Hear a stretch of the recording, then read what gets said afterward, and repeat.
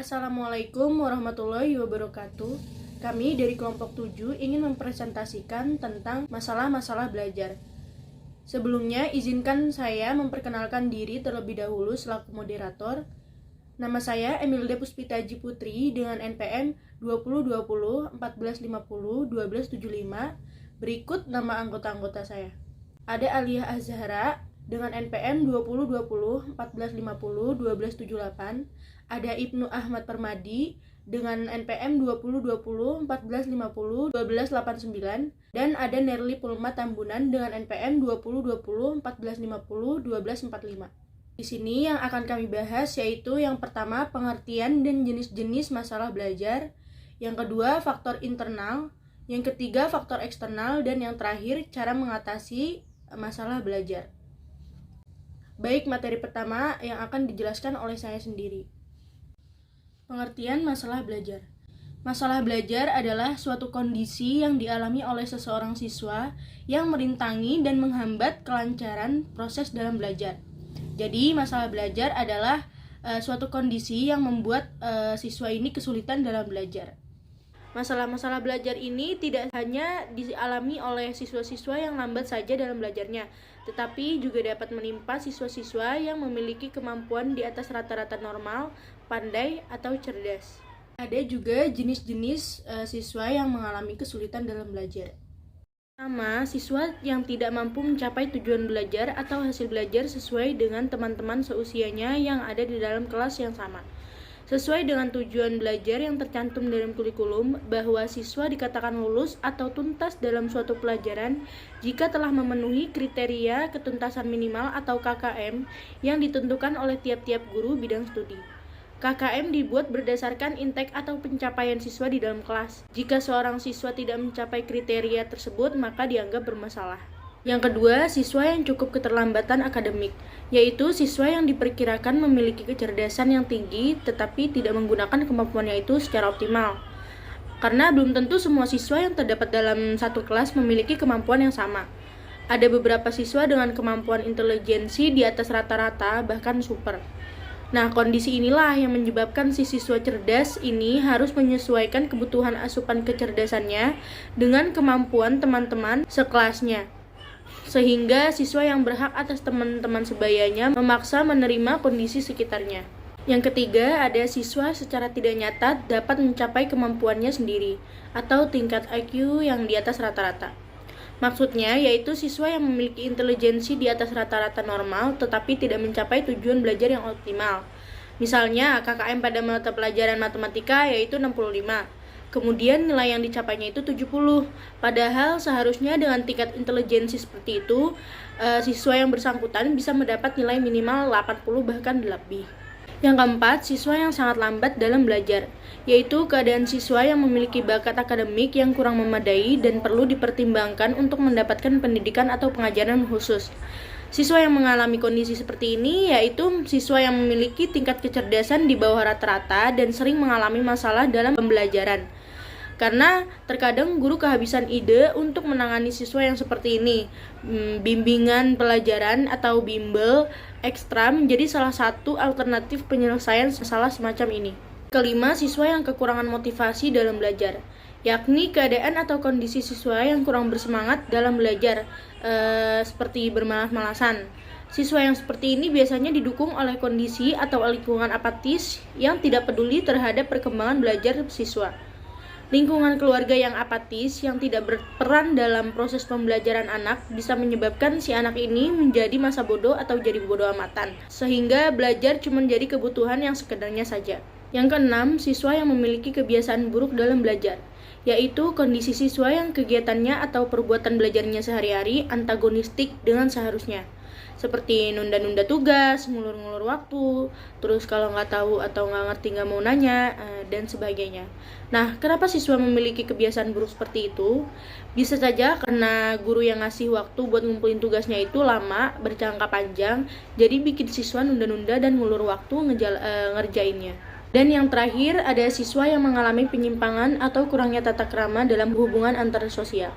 Pergaulan antar teman sepermainan yang tidak seumur hidup dan tidak mengenyam bangku pendidikan menyebabkan anak atau siswa terpengaruh dengan pola perilaku dan pergaulan yang serampangan, seperti berbicara dengan nada yang tinggi dengan orang yang lebih tua, sering membuat kegaduhan atau melaporkan di dalam masyarakat. Kemudian siswa yang bersangkutan ini memperlakukan perilaku buruk tersebut di dalam lingkungan sekolah, menyebabkan teman-teman lainnya terpengaruh dengan pola perilakunya, baik dalam berbicara ataupun dalam memperlakukan orang lain. Nah, itu dia pengertian dan jenis-jenis masalah belajar. Materi selanjutnya akan dijelaskan oleh Saudari Alia. Baik, terima kasih kepada Saudari Emelda selaku moderator. Di sini saya akan menjelaskan tentang faktor internal yang berpengaruh pada proses belajar. Apa sih yang dimaksud dengan faktor internal pada proses belajar? Yang dimaksud faktor internal adalah faktor yang pertama mempengaruhi bagaimana prestasi belajar siswa. Nah, jadi singkatnya, faktor internal itu adalah faktor yang sudah ada pada diri siswa itu sendiri. Apa saja sih faktor internal yang berpengaruh pada proses belajar? Yang pertama ada sikap terhadap belajar. Dalam melakukan kegiatan belajar, sikap peserta didik dalam proses pembelajaran, terutama memulai kegiatan belajar, merupakan bagian yang sangat penting. Kenapa demikian? Karena ketika akan memulai belajar, peserta didik tersebut harus menerima untuk bersedia belajar. Jika peserta didik menerima dan bersedia, maka pelajaran yang disampaikan akan diterimanya dengan baik, dan peserta didik tersebut akan memperhatikan sama apa yang disampaikan oleh guru yang mengajarnya. Namun, bila peserta didik tersebut tidak memperhatikan, maka akan cenderung susah untuk menerima pelajaran yang disampaikan oleh guru terhadap peserta didik tersebut. Yang kedua, ada motivasi belajar. Mengapa peserta didik harus mempunyai motivasi dalam belajar? Karena peserta didik yang memiliki motivasi belajar tinggi lebih mudah meraih prestasi dan dia akan lebih bersemangat untuk mempelajari semua materi yang diberikan oleh guru. Yang ketiga, ada konsentrasi belajar. Konsentrasi dalam belajar itu sangat diutamakan. Mengapa demikian? Karena konsentrasi belajar merupakan kemampuan untuk memusatkan perhatian atau fokus dalam belajar. Apabila dalam pembelajaran tidak mempunyai rasa konsentrasi, maka apa yang disampaikan oleh guru tersebut tidak akan dapat dicerna dan tidak akan masuk ke dalam otak dengan baik. Maka dari itu, konsentrasi juga salah satu faktor yang paling utama. Yang keempat, mengolah bahan belajar dalam belajar. Kita tidak bisa hanya mendengar dan menulis saja, tetapi dalam belajar kita juga harus mengolahnya dengan baik, agar bermakna bagi peserta didik. Jika diolah terus-menerus, maka apa yang dipelajari selama ini akan bermanfaat bagi peserta didik dan mereka juga akan menyampaikannya lebih baik lagi. Faktor yang keempat, mengolah bahan belajar. Dalam belajar, kita tidak bisa hanya mendengar dan menulis saja, tetapi dalam belajar kita juga harus mengolahnya dengan baik agar bermakna bagi siswa. Jika diolah terus-menerus, maka apa yang dipelajari selama ini akan bermanfaat bagi siswa tersebut, dan mereka juga bisa menyampaikan lagi dengan baik dan benar kepada orang lain. Yang kelima, rasa percaya diri peserta didik. Banyak orang mungkin bertanya-tanya di luar sana, apa perlu dalam belajar kita harus percaya diri? Jawabannya adalah sangat perlu. Mengapa? Karena belajar bukan berarti kita hanya mendengar dan menerima saja, tetapi harus mempraktikkan juga di depan banyak orang. Rasa percaya diri juga salah satu kondisi seseorang yang berpengaruh terhadap aktivitas fisik dan mental dalam proses pembelajarannya. Seperti contoh, peserta didik mendapatkan tugas untuk mempresentasikan materi yang ditugaskan oleh guru ke depan teman-teman di kelasnya. Berdiri di depan orang dan bicara di depan orang banyak harus punya rasa percaya diri. Kalau tidak percaya diri, apa yang disampaikan oleh kita terhadap teman-teman tidak tersampaikan dengan baik dan benar. Faktor yang keenam atau yang terakhir, kebiasaan belajar. Mungkin kebiasaan belajar ini tidak asing ya untuk para siswa, apalagi perihal kebiasaan belajar yang tidak baik. Seperti belajar pada akhir semester saja saat mau melaksanakan ujian atau biasanya sistem kebut semalam. Lalu sering menyia-nyiakan waktu belajar, sering menyontek pekerjaan teman, dan tidak percaya diri sama apa yang dikerjakannya. Mungkin kebiasaan belajar ini yang tidak baik dapat dihindari secara perlahan dengan membuat siswa menjadi percaya diri, menyukai dalam mengulang pelajaran, dan meningkatkan konsentrasi agar apa yang telah dipelajarinya diingat terus. Terima kasih Saudari Alia atas penjelasannya. Materi selanjutnya akan dijelaskan oleh Saudari Nerli. Baik, terima kasih kepada moderator. Saya akan melanjutkan materi yang akan saya sampaikan, yaitu faktor eksternal. faktor eksternal yaitu faktor yang bersumber dari luar individu yang mempengaruhi proses belajar siswa. Lalu apa saja sih faktor eksternal yang menjadi faktor penyebab kesulitan belajar siswa? Nah, yang pertama ada faktor keluarga, yaitu tentang bagaimana cara mendidik anak, perhatian dan arahan orang tua, hubungan orang tua dengan anak, keluarga yang mendukung orang tua, yang kurang mampu memperhatikan pendidikan anak-anaknya, tidak memperhatikan kemajuan anak-anaknya. Lalu ada faktor dari suasana rumah atau keluarga yang sangat ramai gaduh, selalu banyak masalah di antara anggota keluarga, menyebabkan anak tidak tahan di rumah sehingga tidak mustahil kalau prestasi belajar anak menurun. Untuk itu hendaknya suasana rumah dibuat menyenangkan, tentram, damai, harmonis agar anak betah tinggal di rumah. Keadaan ini akan menguntungkan bagi kemajuan belajar anak. Kemudian ada juga faktor ekonomi keluarga. Faktor ekonomi keluarga contohnya keadaan yang kurang mampu. Keadaan ekonomi yang kurang mampu menimbulkan kurangnya alat-alat belajar, kurangnya biaya yang disediakan oleh orang tua, dan tidak mempunyai tempat belajar yang baik. Keadaan seperti itu akan menghambat kemajuan belajar anak. Yang kedua, faktor sekolah. Faktor dari guru yaitu guru tidak berkualitas, hubungan guru dengan murid kurang harmonis, metode mengajar yang kurang disenangi oleh siswa. Kemudian ada faktor dari kurikulum. Apa sih faktor dari kurikulum? Faktor dari kurikulum yaitu kurikulum yang kurang baik, misalnya bahan-bahan atau materi terlalu tinggi. Pembagian bahan yang kurang seimbang, hal ini akan membawa kesulitan belajar bagi siswa. Nah, ada juga faktor prasarana dan sarana pembelajaran. Prasarana dan sarana pembelajaran merupakan faktor yang turut memberikan pengaruh terhadap hasil belajar peserta didik. Apa saja prasarana dan sarana pembelajaran? Prasarana pembelajaran yakni meliputi gedung sekolah, ruang belajar, lapangan olahraga, ruang ibadah, ruang kesenian, dan peralatan olahraga. Sedangkan sarana pembelajaran meliputi buku pelajaran, buku bacaan, alat dan fasilitas laboratorium sekolah, dan berbagai media pelajaran lainnya. Lengkapnya sarana dan prasarana merupakan kondisi pembelajaran yang baik walaupun tidak berarti menentukan jaminan terselenggaranya proses pembelajaran yang baik. Yang ketiga, faktor media dan lingkungan sosial. Lingkungan sosial meliputi teman bergaul, lingkungan tetangga, aktivitas dalam masyarakat.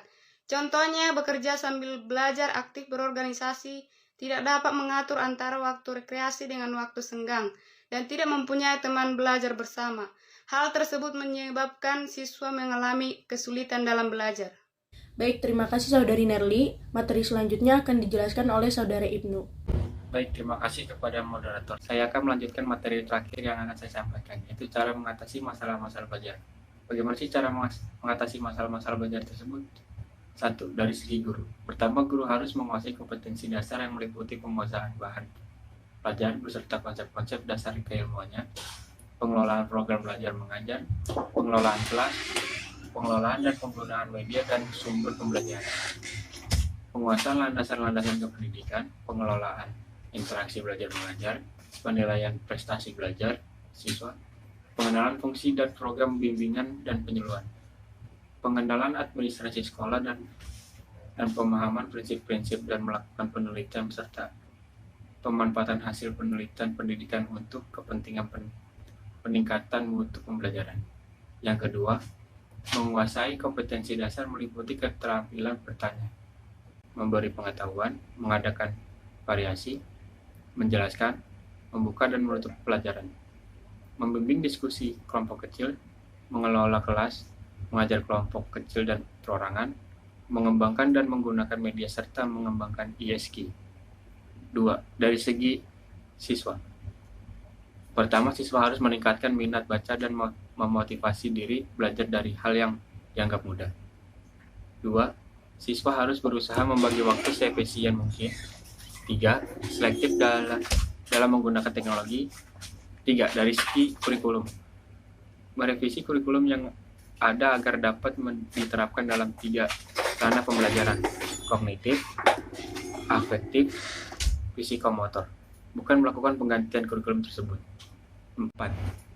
Dari segi manajerial, peningkatan kinerja manajerial dari segi sarana dan prasarana serta kualitas guru untuk perbaikan proses pembelajaran. 5. Dari segi orang tua perlu meningkatkan kepedulian terhadap prestasi belajar anaknya dengan mengontrol penggunaan teknologi dan mengenali bakat anak sehingga dapat mengarahkan untuk menekuni bidang yang tepat. 6. Dari segi pemerintah, perlunya optimalisasi perhatian pemerintah dalam mengadakan sarana dan prasarana dalam pengadaan sarana, fasilitas laboratorium, dan buku-buku perpustakaan sekolah dan minimalisasi intervensi birokrat yang terlalu jauh terhadap kebijakan pendidikan.